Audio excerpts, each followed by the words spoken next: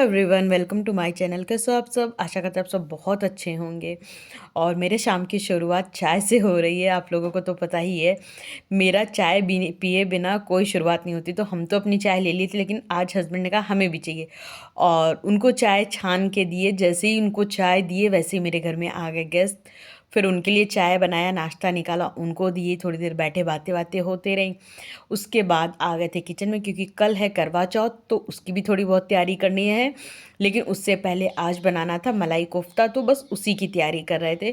तो मलाई कोफ्ता बनाने के लिए आज हम थोड़ा इजी तरीके से बनाने वाले हैं, क्योंकि और भी तैयारियां करनी है।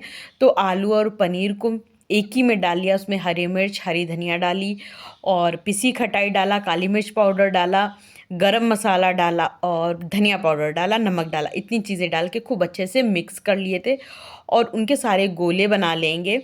और उसके बाद एयर फ्रायर में इसको डाल देंगे, तो ये अच्छे से एयर फ्रायर हो जाएगा। और वैसे तो हमेशा जब हम बनाते हैं तो पनीर के अंदर आलू स्टफ़ करते हैं और कॉर्नफ्लोर भी थोड़ा मिलाते हैं, लेकिन आज एयर फ्रायर में बनाना था तो कॉर्नफ्लोर डालना इतना ज़रूरी नहीं था, तो नहीं डाला। और दूसरी बात यह है कि आज हमें थोड़ा इजी बनाना था, इसलिए आलू और पनीर दोनों को एक में ही मिक्स कर दिया था। अब चाहे तो आप इसको तेल में तल सकते हो, चाहे तो आप इसको अप्पे मेकर में डाल सकते हो। क्योंकि एयर फ्रायर मेरा नया आया था, तो हमने कहा इसमें आज फर्स्ट टाइम बना के देखते हैं कि कैसे बनते हैं मलाई कोफ्ता। तो इसमें सारे कोफ्ते ऑयलिंग करके, थोड़ा सा ऊपर ऊपर ग्रेसिंग करके ऑयल की, और डाल देंगे एयर फ्रायर के अंदर। तो इसको तो अपना डाल के छोड़ देंगे, और दूसरी तरफ करने लगे थे सब्जी की तैयारी। तो सबसे पहले तो इसमें लहसुन खूब सारा छिल के ले लिए थे, और काट लेंगे प्याज। 2 से 3 प्याज डाल देंगे, क्योंकि मेरे पास कोफ्ते बहुत ज़्यादा बन गए थे।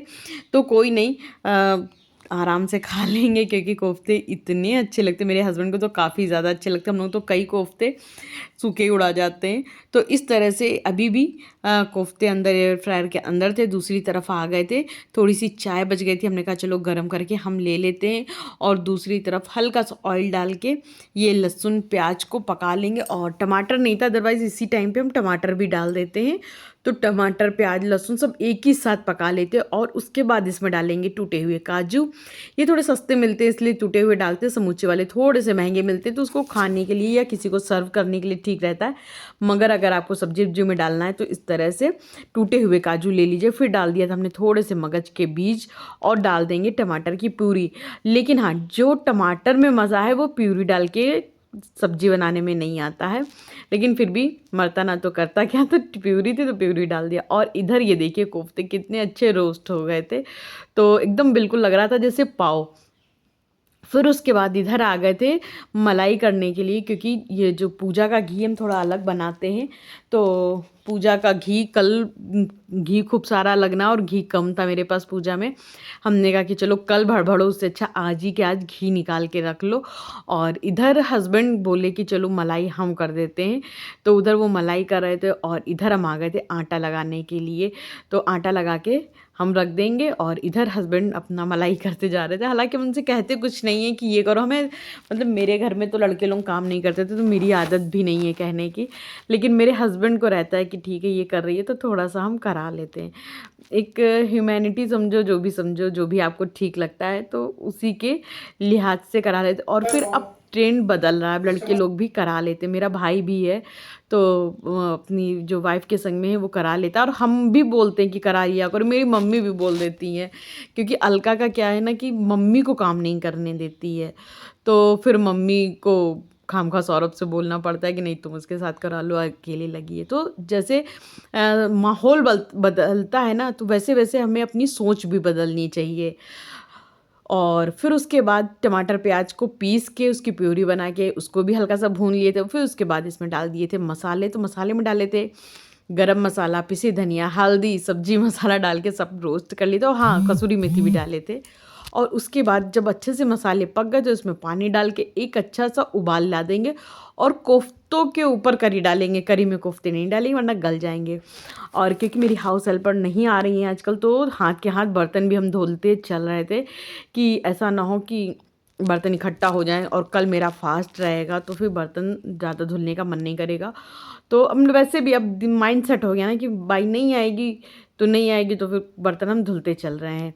और इधर कल के लिए हम जमा रहे थे दही, थोड़ा दही तुमने मंगा भी लिया था उसके दही बड़े के लिए, मगर जो कढ़ी है ना उसके लिए दही हम घर पे ही जमा देंगे। तो इधर हमने दही जमा दिया था, और दही जम जाएगा। वैसे तो दूध मेरे पास और भी था, लेकिन अगर प्लेन दही जमाते ना ऐसे रख के तो ना जमता। यही तो है, यहाँ देहरादून में ठंड अच्छी खासी शुरू हो गई है। मतलब पंखे मेरे यहाँ बिल्कुल चलना ही बंद हो गया, बिल्कुल फ़ैन चलना एकदम बंद हो गया है। और इनफैक्ट मतलब सुबह सुबह जब नहा पूजा करने जाओ तो लगता है कि एक हीटर होता तो अच्छा लगता। और सुबह मतलब भाई 10 9 साढ़े 9 बजे के करीब हल्की धूप निकलती है ना, तो हम लोग धूप में खड़े हो जाते हैं। और फिर धूप में खड़े होके अपना थोड़ा सा धूप लो तो अच्छा लगता है। और उसके बाद इधर हम कर रहे थे उसकी फरे की तैयारी, क्योंकि हमें ये था कि फरे आज बना के रख देंगे तो कल थोड़ा सा आसान हो जाएगा। और मूंग की दाल ना फूली नहीं थी, वरना फिर क्या करते कि मुंगौड़े भी बना के रख लेते। देखो अब अकेले हैं तो थोड़ा सा अपने काम को अकेले की भी बात नहीं, अकेले तुम सब कुछ बना ले, पहले बनाते ही थे। लेकिन होता क्या है, जब आप यूट्यूब पे काम करते हो तो यूट्यूब का काम हो जाता है और वीडियो भी शूट करना होता है, जिसकी वजह से काम ज़्यादा हो जाता है। तो फिर ये रहता है थोड़ा काम आज कर लो, थोड़ा कल कर लेना। तो इधर हमने कर ली थी फरों की तैयारी। तो फरे में अजवाइन, जीरा, खड़ी धनिया और लाल खड़ी मिर्च और बड़ी इलायची पड़ती, इसको सबको दुरदुरा करके इसमें अच्छे से मिला लेंगे, नमक मिला लेंगे। और एक तरफ पानी चढ़ा दिया था फरों के लिए, उसमें हल्का सा नमक डाल दिए थे। और इसमें वैसे तो बनता है उड़द की दाल और चना मिक्स करके, क्योंकि मेरे हस्बैंड उड़द की दाल नहीं खाते क्योंकि उनकी गैस प्रॉब्लम है। और तो इसमें हम अक्सर करके मूंग की दाल मिला देते, लेकिन मूंग की दाल मेरी फूली नहीं थी, तो चने की दाल जल्दी फूल जाती, तो उस सिर्फ चने की दाल का भी फरा बनता है। तो हमने सिर्फ चने की दाल के ही फरे बना दिए थे। तो पहले तो सारी रोटियां बेल बेल के रख लेंगे, तो क्या है भरने में आसानी रहेगी। और इसमें क्या रहता है, 2 लोग रहते तो ठीक रहता है, जैसे एक ने बेल दिया एक ने भर दिया फिर खट्टे डाल दिया गया। बट होता क्या है कि जब अब हम अकेले हैं तो हमें अकेले ही सारा करना पड़ता है।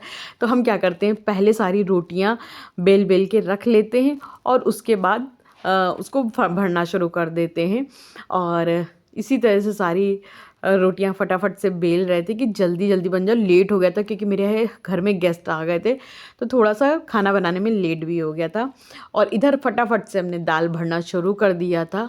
और दाल जैसे ही भर जाएगी, अच्छा बना भी हम बहुत कम रहे थे, क्योंकि एक तो हमने मूंग की दाल के सहारे हमने इतनी चने की दाल फुलाई थी कितने में हो जाएगा, लेकिन मूंग की दाल पड़ नहीं पाई। तो हमने कहा कि कोई नहीं, हम 2 ही लोग तो हैं, और वैसे भी मेरे घर में कल गेस्ट आने हैं, तो शायद मतलब कल नहीं पर सॉरी परसों आने हैं।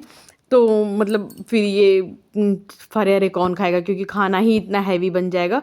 तो 1 2 दिन में फिर से फरे बना देंगे। फरे वैसे भी हम अक्सर करके बीच बीच में बनाते ही रहते हैं, क्योंकि हमको भी पसंद है, मेरे हस्बैंड को भी फरे काफ़ी पसंद है। और तो इसलिए ज़्यादा कोई वो नहीं था, बर्डन नहीं था। तो इस सारे फरों को हमने खूब अच्छे से चारों तरफ से दबा दिया था, क्योंकि अगर ये पानी में जाके खुल जाएंगे ना तो फिर मतलब पूरे पानी में दाल दाल हो जाएगी, इसलिए खूब अच्छे से दबा दिया। और पानी खूब गर्म हो गया था, उसके बाद इसमें हमने डाल दिए थे सारे फरे। अभी 1 2 फरे और जाएंगे, तो 1 2 फरे जो और बचे थे उसको भी डाला, और इसको खूब अच्छे से खौलने देंगे और बीच बीच में थोड़ा सा ऊपर नीचे करते रहेंगे। और दूसरी तरफ सब्जी बन चुकी थी, तो ग्रेवी तैयार थी। और ये देखिए सारे कोफ्ते हमने एक बोल में निकाल लिए थे, और उसके ऊपर से हमने डाल दिया था पूरी ग्रेवी। और दूसरी तरफ सेकने लगे थे रोटी, क्योंकि रात काफ़ी हो गई थी, तो हमें भी भूख लग रही थी और हस्बैंड को भी लग रही थी। और ये था कि 12 बजने से पहले पहले खाना खाना है, पानी पीना है, क्योंकि जब हम काम करते हैं ना तो पानी पीने का हमें तो याद ही नहीं रहती, क्योंकि हम पानी स्पेशली बहुत कम पीते हैं। तो आज कोफ्ते थे इसलिए तंदूरी रोटी तो बनती बनती है, तो बना रहे थे तंदूरी रोटी। तंदूरी रोटी बनाने के लिए पहले तो प्लेन रोटी सेक लो, बेल लो सॉरी, उसके ऊपर से पानी लगा के रोटी में थोड़ा सा तवे पे पानी डाल के तब उसमें चिपकानी होती है बेसिकली तवे पे। और उसके बाद क्योंकि इतनी जल्दी रोटी पकती नहीं है, चिपकी रहती है, जलने का डर रहता है, इसलिए ऊपर से थोड़ा और पानी डाल के उसको चिपकाए रखने के लिए रख करे रहते हैं।